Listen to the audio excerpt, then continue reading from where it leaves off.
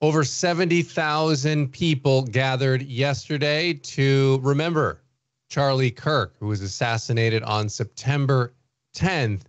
And the nation drew together, and many of the speakers, nearly all of them, in fact, pointed to God, many sharing the gospel message. And joining me now to talk about it is CBN's Billy Hallowell, who was there. And Billy, thanks for being here. Yeah. Thanks for having me.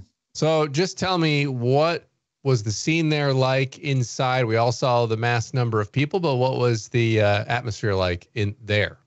It was intense, but in a very positive way. I mean, I think everybody that came there, there were a lot of tears. There was laughter at moments. There was a lot of cheering. I think people were really fired up.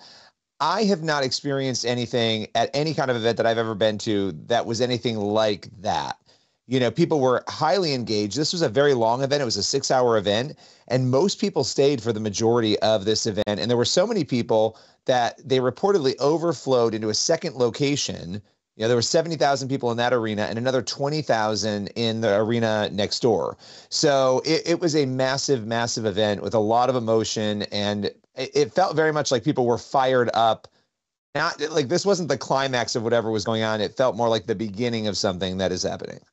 Yeah, and I think a lot of times that's what happens at a memorial service for a Christian. I think non-Christians sometimes are confused. They don't understand how there can be some level of even joy at times, like not a euphoric joy, but like there's still grief, obviously, but there's a hope beyond just the, material here on this side of eternity. And I think that's always an interesting thing for unbelievers to see.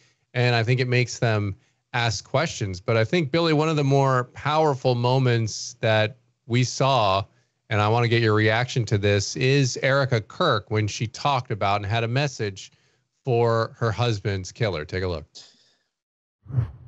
He wanted to save young men, just like the one who took his life. And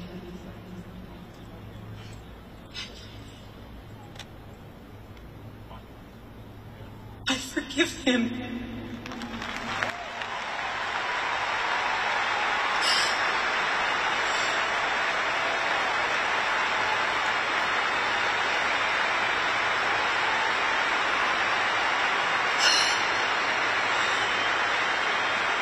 I forgive him because it was what Christ did and is what Charlie would do.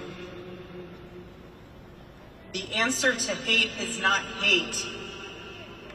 The answer we know from the gospel is love, and always love.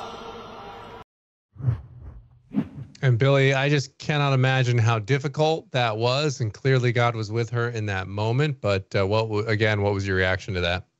I think everybody took a deep breath. The room erupted. You know, there were a couple moments with her when she first came out, it was like that. But when she said, "I forgive him," and explained the gospel message and why she was able to do it, you could see how, I mean, we were pretty close to the stage. You could see the intensity in her body and how she was reacting even to that forgiveness.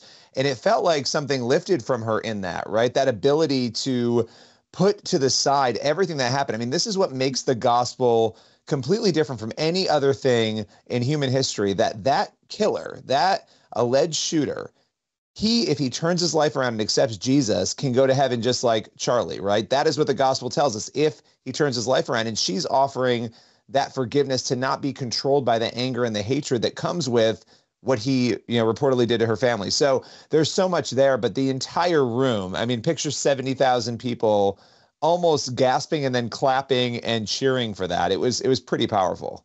Now, why do you think, Billy, in your estimation here, this obviously was Charlie Kirk is a big figure, well-known figure, but this turnout and the luminaries that were there, the president of the United States, the vice president of the United States, why did this death, what do you think the catalyst is here, the main catalyst or multiple catalysts is for so many people turning out? Yeah, you've got Elon Musk. I mean, you had everybody there. I mean, really, literally almost everybody you could think of. I really think that we've been watching a couple of years now of these quote unquote revivals, these moments of young people coming to faith. Something has broken through where this assault on truth when it comes to secularism has become more apparent. And in the midst of that, I think this event was so horrific. There are people who feel traumatized who didn't even know Charlie, right? Who saw this video, who watched what happened. And I think for most rational, sane people,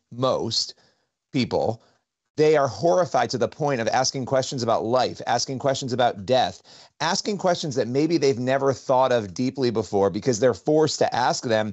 And you mix that with a person, whether you loved him or you knew a lot about him, most people kind of knew who he was. They saw him in viral social clips, right? So it's sort of the perfect storm when somebody like that is assassinated for the entire country to start asking these questions. And so I think God is taking something that is so horrific and evil and turning it into good. And we're watching people. There was a moment actually at the beginning where a pastor delivered the gospel and actually told people, if you want to accept this, stand up in your seat right now.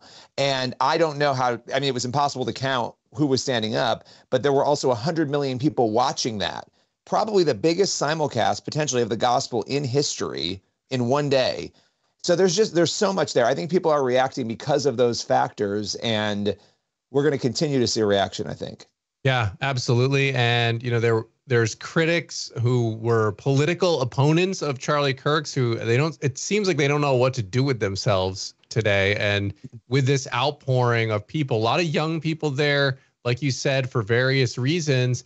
And, you see these critics, and I think, it just rings hollow. I don't think it's going to capture any of the hearts and minds of the people that are shocked and horrified, like you said, by this event. But we'll stay tuned to your reporting, Billy. I know there's a lot more to cover on this, and we will do that in the days ahead, but appreciate you stopping by.